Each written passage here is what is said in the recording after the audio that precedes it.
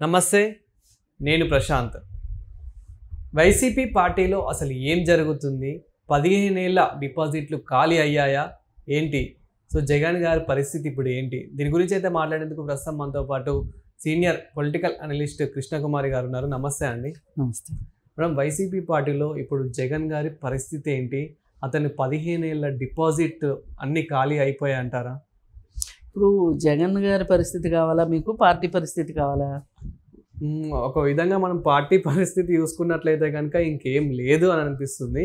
So Jagan గారి పరిస్థితి ఎలా ఉంది అంటే, మనం ఇప్పుడు ఈ మధ్యకాలంలో అరెస్టులు అయితే దాదాపు చాలా చూస్తున్నాము. సో మరి జగన్ గారి పరిస్థితి ఎలా ఉంది? ఈ అరెస్టులన్నీ పిత్తపరుగులండి. అంతే. ఈ అసలు వీళ్ళందరూ కాదు, వీళ్ళందరూ నోరేసుకుపడిన పిచ్చి గ్యాంగ్ ఇదంతా. ఇదొక ఏదో అంటారు తొట్టి గ్యాంగ్ టైపు. మేము సముద్రంలో ఉన్న మేము చేప దొరుకుతలేదు, అస్సలు పెద్ద తిమింగలాలు ఉన్నాయి. వాళ్ళ సంగతి ఏంటి అనేది పాయింట్ ఇక్కడ. సరే, వాళ్ళని ఏం చేయాలి అనేది ప్రభుత్వం వాళ్ళ మీద కేసులు పెట్టగలిగిన పరిస్థితి ఉంటే, అంటే చట్టానికి దొరికేటట్లుగా వాళ్ళు చేస్తే వాళ్ళని చట్టం తన పని తాను చేసుకుంటుంది. ఇప్పుడు మనకేదో అనుకొని పలానా వాళ్ళని చేయాలంటే చేయటానికి అవ్వదు. ఇప్పుడు చాలామంది కార్యకర్తలు కూడా అనుకున్నారు కదా, ఏంటి ఇంకా ఏమి చేయరు అంటే, ఇంకేమన్నా చేయటం అంటే అదేమన్నా షాప్కి వెళ్ళి కొనుక్కు రావటమా, లేదా ఆన్లైన్లో ఆర్డర్ పెట్టడమా? కాదు కదా. ఏదన్నా ఒక కేసు పెట్టాలి అంటే దానికి అసలు బేస్ ఉండాలి. ఇప్పుడు మనం పోలీసు ఒక కేసు బుక్ చేశాడంటే ఆ కేసు నిలబడేటట్లు ఉండాలి. ఆ నిలబడేటట్లు లేకపోతే ఉపయోగం లేదు. అందుకని వాళ్ళు స్టడీ చేయాలి కదా, ఏమైనా తప్పులు ఉన్నాయా అని వెతకాలి అంటే. ఇప్పుడు వాళ్ళు 4.5 సంవత్సరాలు దగ్గర పట్టింది ఎవరికి? వైసీపీ వాళ్ళకి, చంద్రబాబు నాయుడు గారి మీద కేసు పెట్టడానికి వైసీపీ వాళ్ళకి 4.5 ఏళ్ళు పట్టింది. మరి తొందరపడితే ఎట్లా? నెమ్మదిగా అవుతాయి పనులు. అయితే ఈలోపు ఈ పార్టీలో ఉండేదెవరు, ఊడేదెవరు, పోయేదెవరు, ఉండేదెవరు, వచ్చేదెవరు అనే దానికి అసలు ఛాన్స్ లేదు. ఉండేదెవరు అనేది దానికి ఛాన్స్ లేదు. ఇంక ఇప్పుడు లెక్క పెట్టుకోవాలి కూర్చొని.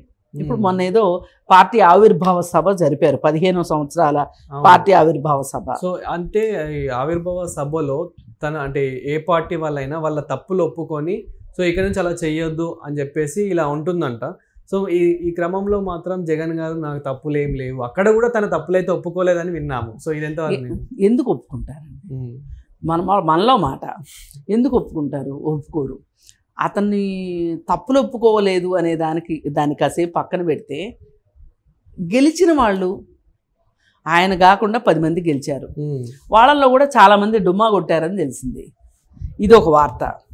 పైగా ఇదంతా సరిపోనట్లు జనాలకి కొంచెం మసిపూసి మారేడికాయ చేద్దామని ఆయన పేరేంటి, విజయసాయి రెడ్డి ద్వారా ఒక నాటకానికి తెరదీశారు.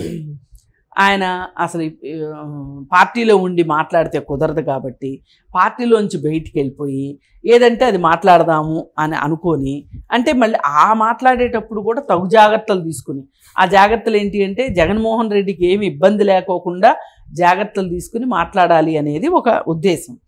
అదే విధంగా ప్లాన్ వేసుకుని ఆ విధంగా మాట్లాడారు. చూసాం మనం ఎట్లా. ఏంటది చాలా గమ్మత్తుగా చెప్పాడు. ఆయన చాలా మంచోడండి. ఆయన చుట్టూ ఉన్నోళ్ళే చెడ్డోళ్ళు. ఆ చుట్టూ ఉన్నోళ్ళ వల్ల ఆయన చెడ్డాడు. ఆయనకి నష్టం జరిగింది అసలు ఒక రకంగా. ఆయనకి ఈ పరిస్థితి దాపరించటం ఏంటి? సాక్షాత్తు ఆయన గుండెల్లో కొలువై ఉన్న నన్ను కూడా పక్కకి నెట్టేసేంత చేశారు వాళ్ళందరూ కలిసి. కోటరీ అదంతా. ఆ కోటరీలో భాగంగానే కోటరీ యొక్క స్వార్థానికి, కోటరీ యొక్క మొండితనానికి, మూర్ఖత్వానికి మా జగన్మోహన్ రెడ్డి గారిని బలిపెట్టేశారు. ఆయన మనసులో నేను లేకుండా చేసేశారు. నాకు కూడా ఒకానొక సందర్భంలో అర్థమైపోయింది నేను ఆయన మనసులో లేనని. నేను పక్కకు వచ్చేసాను. అంటే యాతావాత చెప్పొచ్చింది ఏంటి? జగన్మోహన్ రెడ్డి తప్పేమీ లేదు ఈ విషయంలో. ఏది 151 సీట్ల దగ్గర నుంచి 11 సీట్లకు పడిపోయే విషయంలో జగన్మోహన్ రెడ్డికి తప్పు లేదు.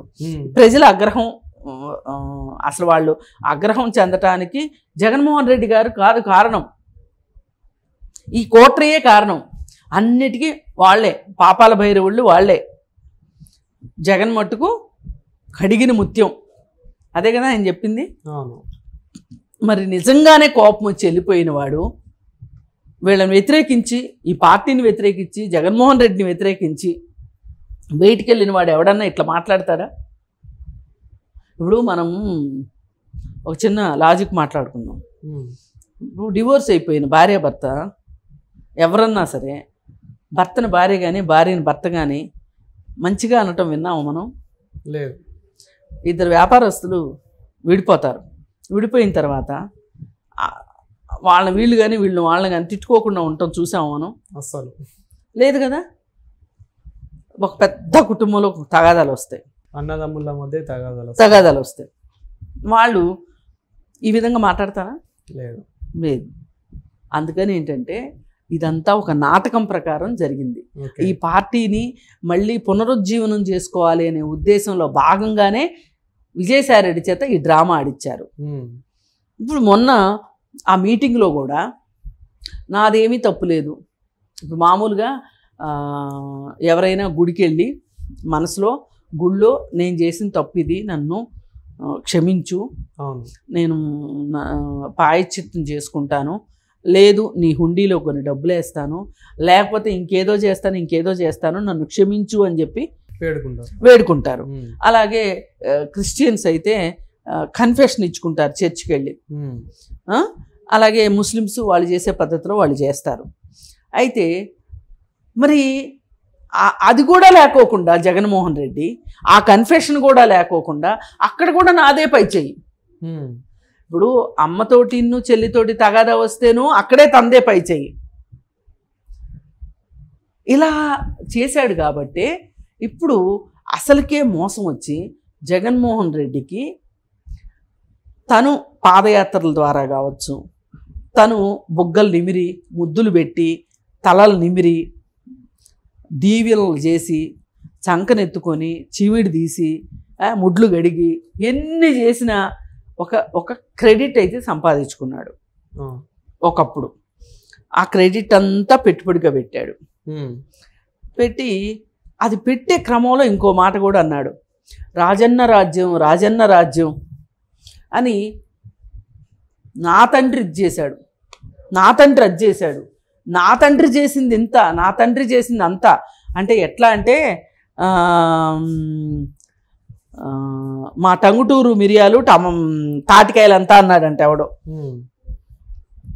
మిరియం ఎంత ఉంటుందండి? ఎంత ఉంటుంది? మహా అయితే ఇంత ఉంటుంది. తాటికాయ ఎంత ఉంటుంది? ఎంత ఉంటుంది? ఎక్కడన్నా ఇంతంత మిరియాలు చూసావా? చూడలేదు కదా.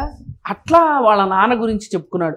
మా నాన్న ఆరోగ్యశ్రీ పెట్టాడు, మా నాన్న అది పెట్టాడు, మా నాన్న ఇది పెట్టాడు, అది చేశాడు, ఇది చేశాడు, అస్సలు మామూలుగా లేదు అసలు. మా నాన్న తర్వాత ఇక నేనే, మా నాన్నని నాలో చూసుకోండి అని చెప్పి తండ్రి యొక్క క్రెడిట్, తన క్రెడిట్ ఇప్పటికీ కూడా అంటే తన పార్టీలో ఉన్న వాళ్ళైనా కానీ, తన పార్టీని ఎంతో కొంత అభిమానించే వాళ్ళైనా కానీ వైఎస్ రాజశేఖర రెడ్డిని చూసి అభిమానిస్తున్నారు కానీ కదా.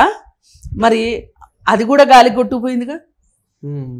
ఇప్పుడు సో ఇదంతా దీనంతటి కారణం మళ్ళీ మొత్తం జగన్మోహన్ రెడ్డి. ఇప్పుడు తన తండ్రి ఏదన్నా మంచి చేశాడు అని చెప్పుకుంటున్నాడు. సరే చేశాడు అనుకుందాము, జనాలకు చేసిన దానికన్నా నీకు ఎక్కువ చేశాడనేది వాస్తవం. ఎందుకంటే నీ ఐటీ రిటర్న్సే దానికి నిదర్శనం, నీ సిబిఐ కేసులే దానికి నిదర్శనం. నీకు కూడా బాగానే చేశాడు.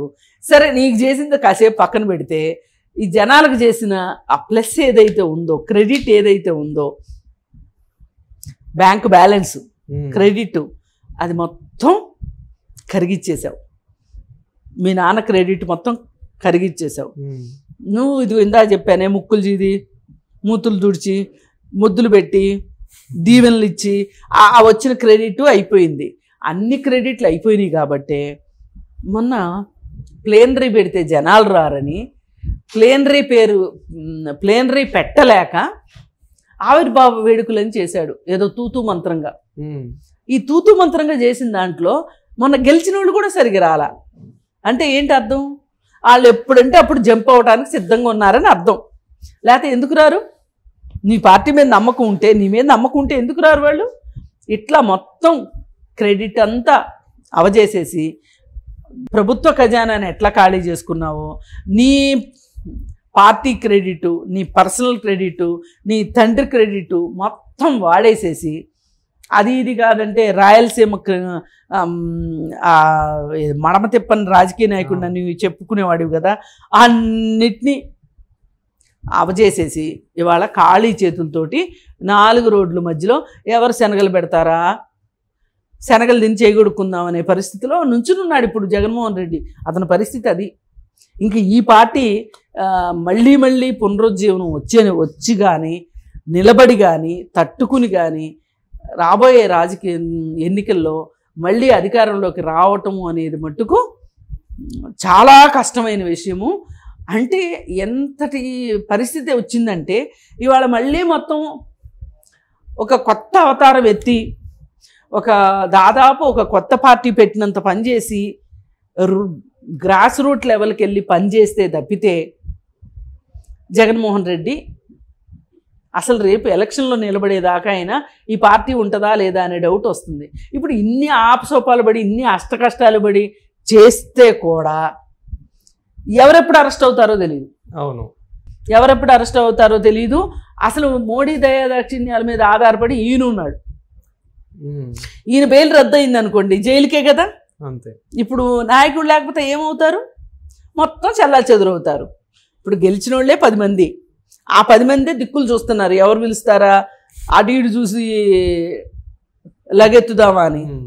మరి ఈ పరిస్థితుల్లో ఈ పార్టీ పరిస్థితి చాలా ప్రశ్నార్థకంగా ఉంది.